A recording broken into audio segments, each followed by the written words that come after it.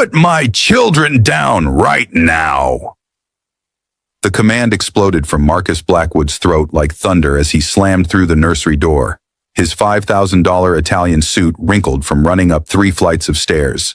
There she was, Elena Rodriguez, the woman he'd hired as a housekeeper just 2 weeks ago, standing by the window with both of his 6-month-old twins secured against her body.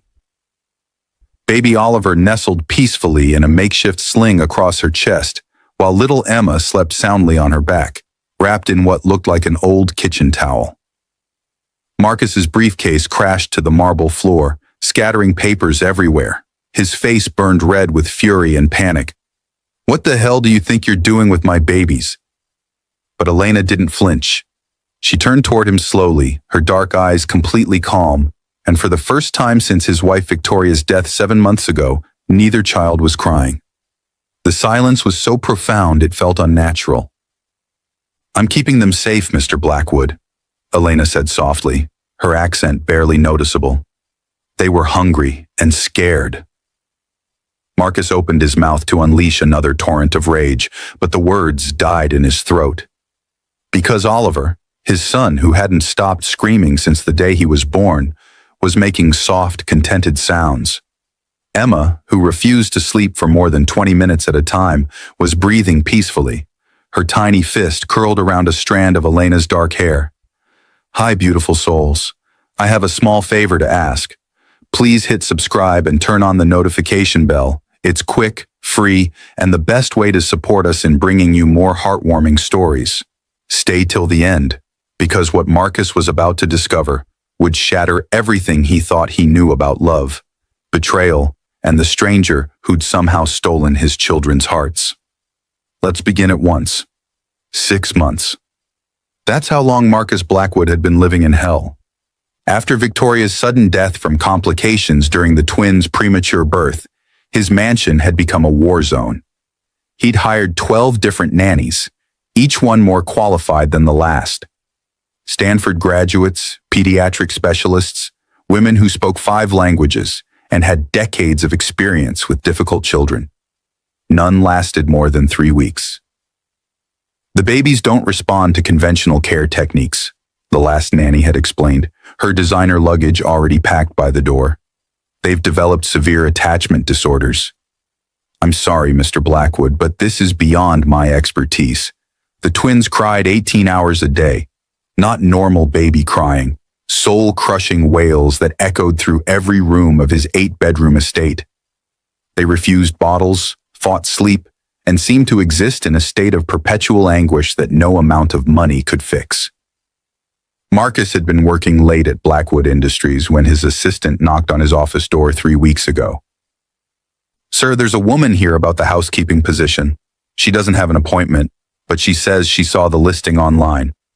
Marcus barely looked up from his financial reports. "Send her in." Elena Rodriguez was not what he expected. 28 years old, wearing a simple blue dress that had clearly been mended multiple times. No references from wealthy families, no experience in luxury homes, just a single mother from East Los Angeles who needed work. "I clean offices downtown at night," she told him during the brief interview. "My daughter Rosa is 14 now, old enough to watch herself. I can work days here." "This isn't just cleaning," Marcus warned. "This house is, challenging. There are issues with the children." Elena's expression softened. "What kind of issues?" "They cry. Constantly. The noise is—" He rubbed his temples, feeling a familiar headache building. "Are you sure you can handle that?" "Mr. Blackwood," Elena said quietly, "I raised my daughter alone from the time she was 6 weeks old. Sometimes babies cry because they're trying to tell us something we're not hearing. He hired her mostly because he was desperate. At least she seemed honest about her limitations. For 2 weeks, Elena had arrived at 7 a.m. sharp and worked until 6 p.m., cleaning every corner of the mansion with meticulous care. She polished floors, organized closets, and somehow made the house feel less like a mausoleum and more like a home. But Marcus had been too consumed by work and grief to notice the most important change. The twins' crying had decreased from 18 hours a day to maybe 6. He'd attributed it to coincidence, new medications, anything except the presence of a housekeeper who hummed lullabies in Spanish while she dusted the furniture. Now, standing in the nursery with Elena calmly holding both babies, Marcus felt like he was seeing clearly for the first time in months. "How long have you been doing this?" he asked, his voice barely above a whisper. "Doing what?" "Taking care of them. Really taking care of them." Elena's cheeks flushed slightly. "They get fussy during their afternoon naps. I just hold them sometimes, while I'm working nearby. The nannies said they wouldn't let anyone hold them." "Maybe they were holding them wrong," Elena said simply. "Babies can tell when someone is afraid of them." Marcus stepped closer, studying his children's faces. Oliver's eyes were closed, his breathing steady and calm. Emma was awake but quiet, watching Elena's face with complete trust. "They look different," Marcus murmured. "They look loved," Elena corrected gently. That night, after Elena left, Marcus found himself standing in the nursery doorway again. The twins were in their cribs, but they weren't screaming. They were babbling, making soft sounds to each other, like they were having a conversation. He approached slowly, afraid to break whatever spell had been cast. "Hi," he whispered, feeling foolish. I'm your daddy." Oliver turned toward the sound of his voice, actually turned toward him, and Marcus felt something crack open in his chest. "I'm sorry I haven't been a very good daddy," he continued, his voice breaking. "I didn't know how, but I'm learning." The revelation came by accident 2 days later. Marcus had forgotten his laptop at home and returned around noon to retrieve it. He was heading to his study when he heard singing coming from the kitchen. Soft, beautiful Spanish words he didn't understand, but that made his chest ache with longing. He followed the sound and froze in the doorway. Elena was preparing bottles while both twins sat in bouncy chairs nearby, completely mesmerized by her voice. She moved between tasks with graceful efficiency, warming formula, sterilizing supplies, folding tiny clothes, all while maintaining eye contact with the babies and singing. But it was the look on their faces that stopped his heart. Pure adoration, complete trust, love. These were his children, but they looked at Elena the way he'd always hoped they'd look at him. "How did you learn that song?" Marcus asked from the doorway. Elena startled, nearly dropping the bottle she was preparing. "Mr. Blackwood, I didn't hear you come in. The lullaby." "Where did you learn it?" "My grandmother taught it to me. Then I sang it to Rosa when she was small." Elena's voice was cautious. "I hope it's okay." "They seem to like music. Do you sing to them often?" Elena bit her lip, clearly worried she'd overstepped. "Sometimes. When they get upset during their feedings. Is that wrong?" Marcus looked at his children, who were still calm and alert, then back at Elena. "No, it's not wrong. It's the first thing that's been right in this house since they were born." If you're already feeling the emotional pull of this story, take a moment to hit the like button. Trust me, this is just the beginning of a journey that will restore your faith in unexpected miracles. Dr. Sarah Mills arrived the next morning unannounced, her silver Mercedes purring up the circular driveway like a predator approaching its prey. Marcus had been expecting this visit ever since he'd started allowing Elena to help with the twins' care. Dr. Mills had been Victoria's best friend since college and had appointed herself the children's unofficial guardian since the funeral. "Marcus, we need to talk," she announced, breezing past him into the foyer with her usual authority. "I've heard disturbing reports about the staff situation here." "What kind of reports?" "That you're allowing the cleaning lady to handle the children. Do you realize how dangerous that is?" Dr. Mills was a child psychiatrist with an impressive practice in Beverly Hills. She spoke with the confidence of someone who'd never been wrong about anything in her life. "The twins are thriving, Sarah. They're eating, sleeping, actually smiling now." "That's exactly the problem." Dr. Mills set her briefcase on the kitchen counter and pulled out a thick folder. What you're describing sounds like trauma bonding.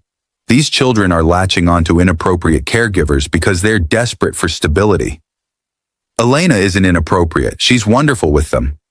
Elena Rodriguez, age 28, single mother, no formal childcare training, currently works 3 jobs to support herself and her teenage daughter.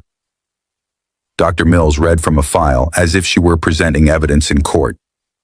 Does that sound like someone qualified to care for the heirs to a $50 million fortune? Marcus felt a chill run down his spine. How do you have that information? I had her background checked, obviously, for the children's safety. Dr. Mills closed the folder and fixed him with her sharp blue eyes. Marcus, I know you're grieving. I know this is overwhelming, but you can't make decisions based on emotion. And what do you suggest? Professional care. I know a facility in Switzerland that specializes in early childhood trauma. The twins would receive round-the-clock psychiatric support while you take time to process your loss. You want to send my children to Switzerland? I want to save them from developing pathological attachments to staff members who could disappear at any moment, Dr. Mills snapped. What happens when this Elena person finds a better job? When she gets married and moves away? When she decides caring for your traumatized children is too difficult? The questions hit like physical blows because they echoed Marcus's own fears. Elena was temporary. All caregivers were temporary. The twins had already lost their mother. How could he risk them losing another person they loved? I need to think about this, Marcus said quietly. Don't think too long, Dr. Mills replied, gathering her things. The longer you wait, the harder it will be to break these unhealthy bonds. That evening, Marcus found himself in Victoria's old office, staring at her portrait. She'd been radiant during the pregnancy, glowing with excitement about becoming a mother. What would you want me to do? He whispered to the photograph. How do I know if I'm protecting them or hurting them? The next morning, Marcus made a decision that felt like swallowing glass. He found Elena in the nursery, reading a Spanish children's book to the twins. They were propped up in their bouncy seats, completely absorbed in her animated voice and expressions. Elena, we need to talk. She looked up, and he saw something in her eyes shift, like she'd been expecting this moment. I think it might be better if you focused on your cleaning duties and left the childcare to the professionals. Elena set the book down slowly. Did I do something wrong? No, God, no. You've been incredible. But Dr. Mills thinks the twins are getting too attached, and maybe she's right. Maybe it's not fair to them. Elena stood up, smoothing her dress with hands that trembled slightly. And what do you think, Mr. Blackwood? The question was so simple, so direct, that it completely disarmed him.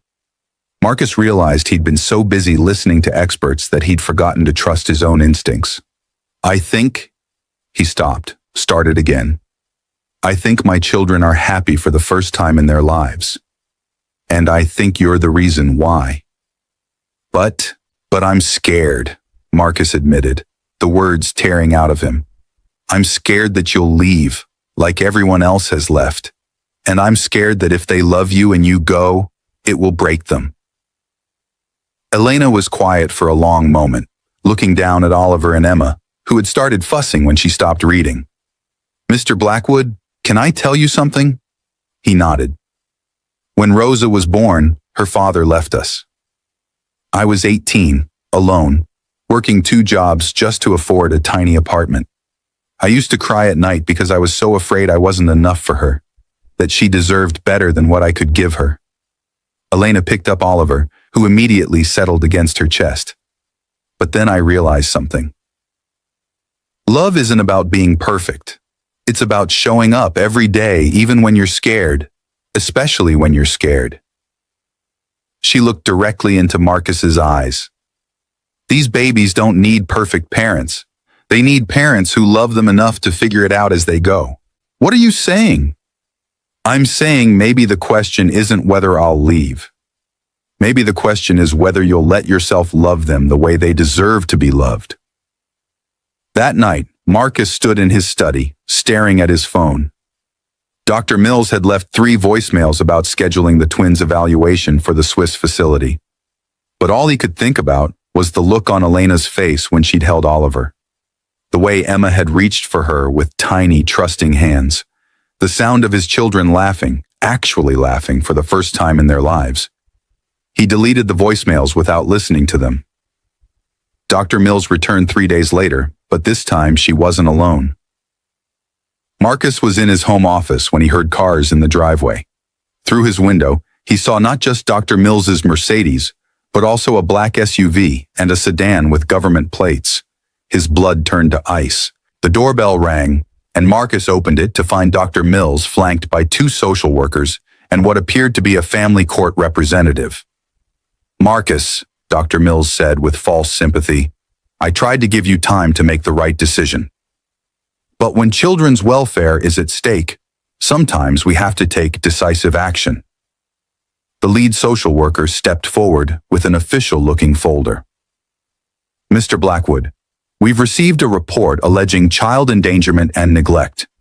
We have a court order to evaluate the living conditions and care arrangements for Oliver and Emma Blackwood." Marcus felt the world tilt sideways. Endangerment? What are you talking about? Exposure to unqualified caregivers, failure to provide proper psychiatric care for traumatized infants, and evidence of inappropriate bonding with domestic staff, the woman read from her clipboard. "This is insane. My children are thriving." "That's what we're here to determine," Dr. Mills said coolly. "Now, where are the children currently?" Marcus glanced toward the stairs, where Elena was probably putting the twins down for their afternoon nap. "They're sleeping. We'll need to see them immediately. And we'll need to interview all caregivers currently in the home." The next few minutes were a blur of official procedures and barely contained panic. The social workers found Elena in the nursery, gently placing Emma in her crib while Oliver slept peacefully in his. "Ma'am, we need you to step away from the children while we conduct our evaluation," one of the workers instructed. Elena looked at Marcus with confusion and growing fear. "What's happening?" "Just a routine check," Marcus lied, his voice tight with rage. But as soon as Elena moved away from the cribs, both twins began to stir. Then fuss, then cry. Within minutes, they were screaming with the same desperate intensity Marcus remembered from their first months of life. The sound echoed off the nursery walls like an alarm. The social workers tried various soothing techniques. Dr. Mills attempted to calm them with clinical efficiency. Nothing worked. The crying escalated until it became unbearable. Raw, primal screams that seemed to tear at the very air. "This is normal," Dr. Mills explained over the noise. "The children are experiencing distress due to the disruption of their unhealthy routine." But Marcus watched Elena, who stood frozen by the doorway, tears streaming down her face as she listened to the twins' anguish. Her hands were clenched at her sides, and he could see her physically restraining herself from going to them. "Enough," Marcus said quietly. The crying continued. "Enough!" Marcus roared, and everyone in the room fell silent except the babies. He pushed past the social workers and scooped both twins into his arms. They were hot and red-faced from crying, their little bodies rigid with distress. "Elena," he said firmly, "come here." "Mr. Blackwood, I don't think," Dr. Mills started. "I don't care what you think," Marcus cut her off. "Elena, please." Elena approached hesitantly, her eyes never leaving the twins' faces. As soon as she was close enough, both babies began to calm.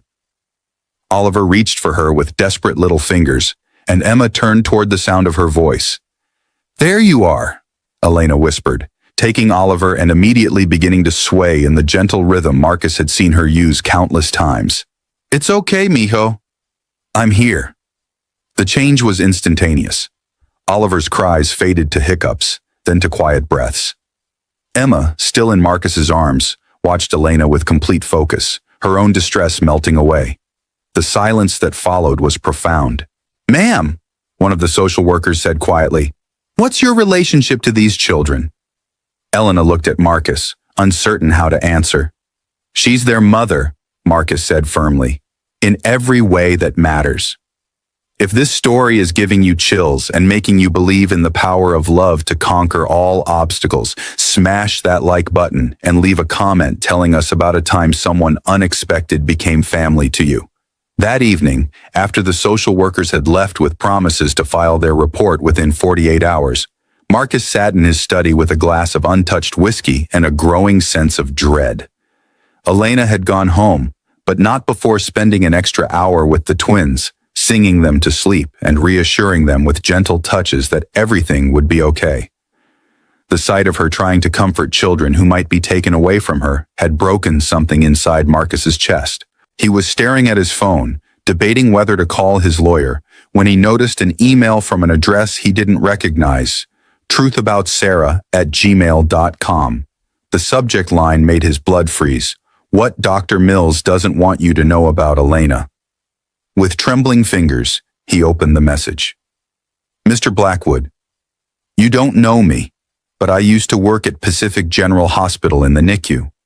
I was there the night your twins were born and the night your wife died. I've been debating whether to reach out for months, but after seeing Dr. Mills's car at your house today, I know I have to tell you the truth. Elena Rodriguez wasn't just some random woman who applied for a job at your house. She was working at the hospital the night your children were born. She was the night custodian who stayed late when your wife went into complications, and she was there when Dr. Mills arrived. I need to tell you what I witnessed that night, and what Dr. Mills has been trying to hide. Please call me. This is about more than just a job. This is about your children's lives. Maria Santos, former NICU nurse. Marcus's hands shook as he dialed the number included in the email. Mr. Blackwood? The voice was warm, maternal. Thank you for calling. I wasn't sure if you'd believe me. Tell me everything, Marcus said. Your wife was brought in around midnight. Premature labor, complications with the twins' positioning. Elena was working the late shift, cleaning the maternity ward. But when she heard your wife crying, Maria paused. She has this gift, Mr. Blackwood. Elena can calm people who are in pain. It's not something you can learn or fake. It's just who she is. What happened? Elena stayed with your wife during the worst contractions, held her hand, spoke to her in Spanish. Victoria didn't understand the words, but she understood the kindness. And something else happened. Every time Elena put her hands on Victoria's belly, the babies would calm down, like they recognized her touch.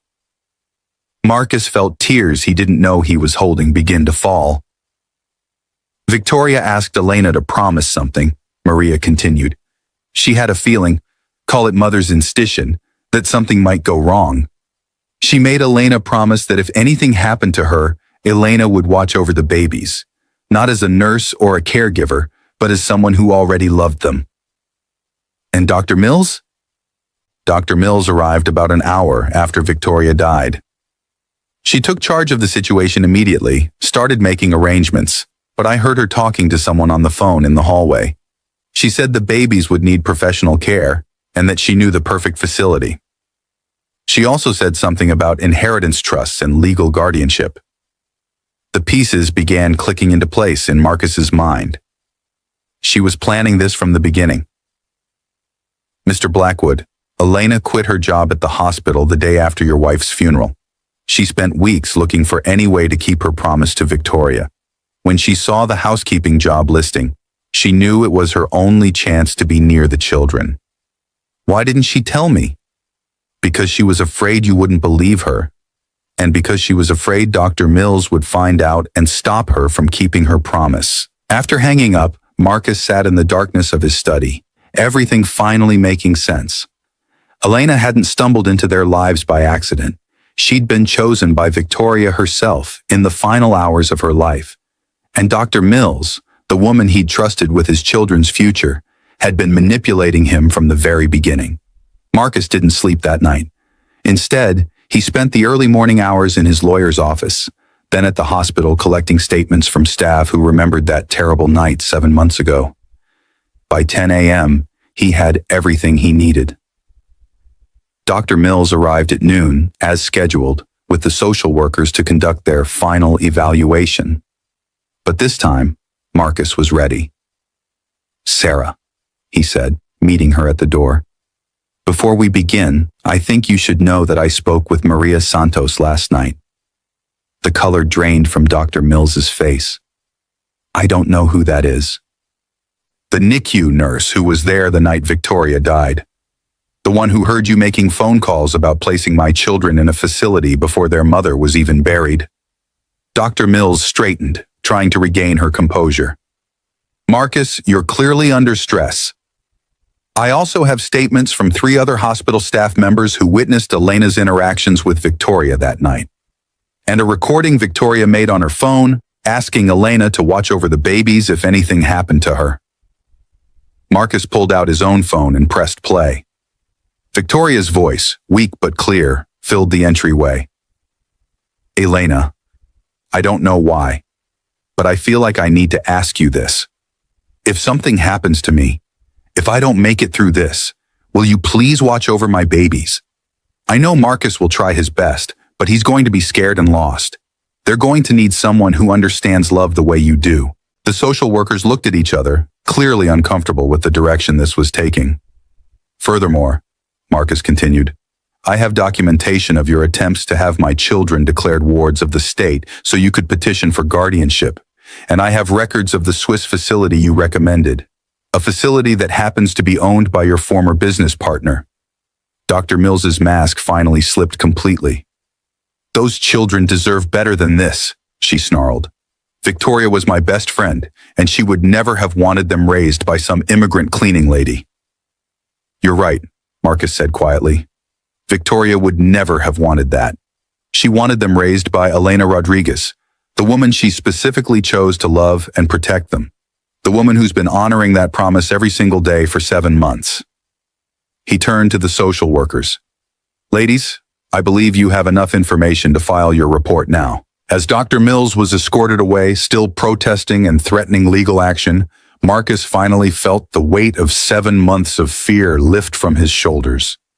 Elena emerged from the kitchen where she'd been waiting, her eyes wide with disbelief. Is it over? It's over, Marcus confirmed. But Elena, I need to ask you something, and I need you to be completely honest with me. She nodded. That night at the hospital, when Victoria asked you to watch over the twins, did you ever plan to tell me? Elena's eyes filled with tears. Every day for 7 months I wanted to tell you. But I was so afraid you'd think I was lying, or trying to take advantage of your grief. I thought if I could just prove that I loved them, really loved them, maybe someday you'd understand. Marcus stepped closer. Elena, I need you to know something. You didn't just keep a promise to my wife. You saved my children. And you saved me. Mr. Blackwood.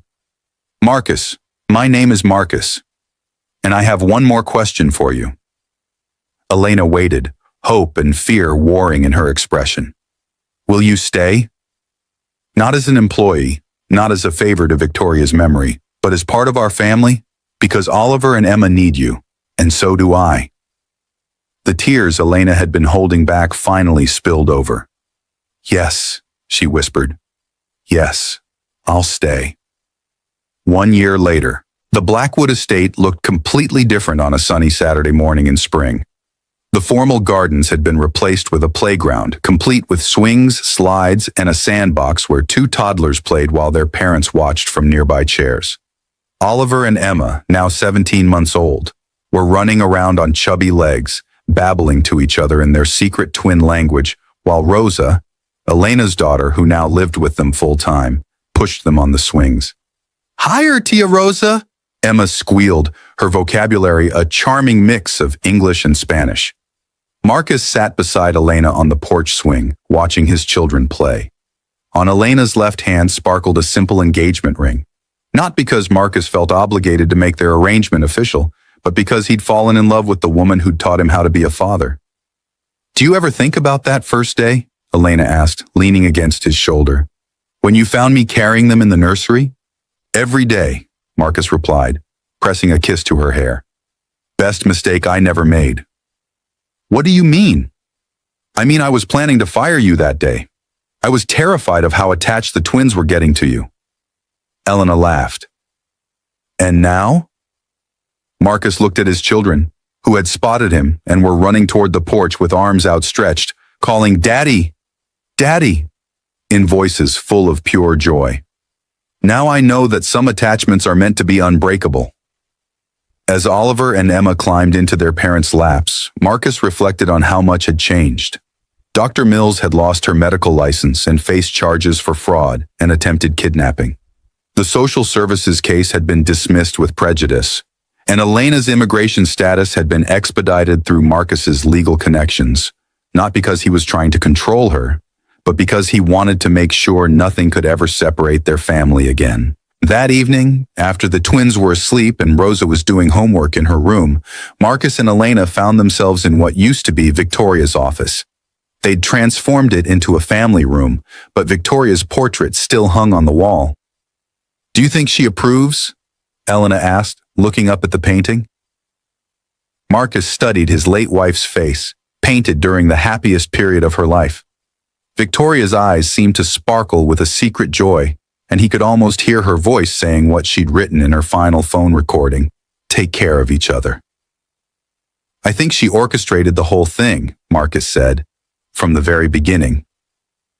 On the desk beside Victoria's portrait sat a new family photo, Marcus and Elena with the twins, Rosa, and two new additions, twin puppies that Oliver and Emma had insisted on naming Chocolate and Vanilla. If this story has moved you to tears and restored your faith in love's power to heal and create families in the most unexpected ways, please subscribe to our channel and hit the notification bell. Share this story with someone who needs to remember that miracles often come disguised as ordinary people doing extraordinary things. Later that night, as Marcus tucked Oliver and Emma into their toddler beds, Oliver looked up at him with Victoria's green eyes and said, "Daddy, tell story." "What story do you want to hear?" "Story about Mama Elena coming home." Emma nodded enthusiastically from her bed. "Elena's story." Marcus smiled, settling into the rocking chair that Elena had painted with colorful butterflies. Once upon a time, there was a daddy who was very sad and very scared, and he had two little babies who were sad and scared too. As he told the story, their story, Marcus realized that sometimes the greatest love stories aren't about finding your soulmate. Sometimes they're about finding the person who helps you discover the parent you were always meant to be. Sometimes they're about honoring promises made in hospital corridors at midnight, and sometimes they're about learning that family isn't just about blood. It's about choosing to love someone every single day, even when it's scary, even when it's hard, even when the whole world tells you it's impossible. Outside their window, the stars shone down on a house that had been transformed from a monument to grief into a home filled with laughter, love, and the beautiful chaos of a family that had found each other against all odds. And in her portrait on the wall, Victoria Blackwood smiled, knowing that her final gift to her children had been the greatest love of all, a mother's love that transcends death and finds a way to keep its promises, no matter how impossible they might seem. The end came not with dramatic declarations or grand gestures, but with the simple, profound truth that sometimes angels really do come disguised as housekeepers, and sometimes the most broken hearts are the ones capable of the deepest love. If this story touched your soul and reminded you that love always finds a way to triumph over fear, don't forget to like this video and comment below about a time when an unexpected person became family to you. Subscribe for more stories that celebrate the invisible threads that connect us all. And remember, sometimes the most extraordinary love stories begin with the most ordinary moments.